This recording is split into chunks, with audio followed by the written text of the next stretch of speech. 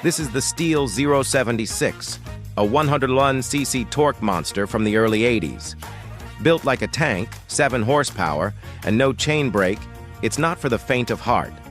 This one was fully restored by Alex in Hungary. New gaskets, new diaphragms, air filter, clutch, and anti-vibration rubbers, the works. It sold for nearly $1,200 in March 2025 and sounds as good as it looks.